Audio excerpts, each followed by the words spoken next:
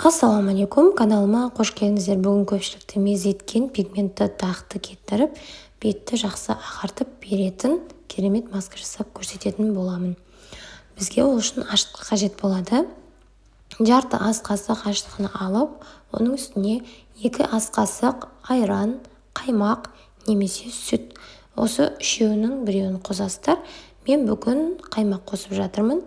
2 ас қасық қаймақ қосып, жақсылап араластырып аламыз.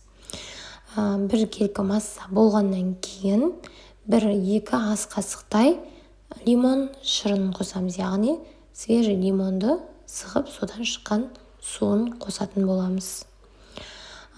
2 ас қасығын қосып жақсылап араластырып алғаннан кейін крахмал қосамыз. 1 ас қасықтай картофельный крахмал қосамыз. Именно осы картоп крахмалын алуға кеңес беремін. Әрі беттің әжіміне де пайдалы ағартатын қасиеті бар. Жақсылап масса болғанша араластырып аламыз. Бұл масканы бетімізді тазартып, умывалкамен, тоникпен жуып сүртсеңіздер, беттегі клеткалар барынша ашылады. Маска тез сіңімді әрі тез нәтижелі болады. Нәтижесі 2 есе жақсырақ болады. Сондықтан бетті тазалап алыңыздар. Және де масканың құрамында енді лимон болғандықтан бұл бетке аллергия беруі мүмкін. Сондықтан мойынның тұсына кішкене немесе білекке шынтақтың бөгілетін тұсына кішкене маскадан жағып 10-15 минуттай күтеміз. Егер қызару, ашу, қышу сезімдері болмаса, сізге аллергия жоқ, бетіңізге жаға берсеңіз болады. 15-20 минут арасында жағып, жуып тастаймыз.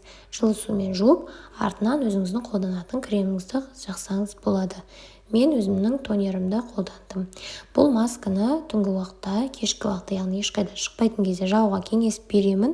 Ертесіне шыққан күннің өзінде де міндетті түрде SPF креммен қорғанып жүріңіздер. Қарадақ ондай маскалерге кетпей жатса, ханымдар, ішкі құрылысқа мән беріңіздер. Әрекет іштен де сырттан да болған кезде кез келген дақты кетіруге болады.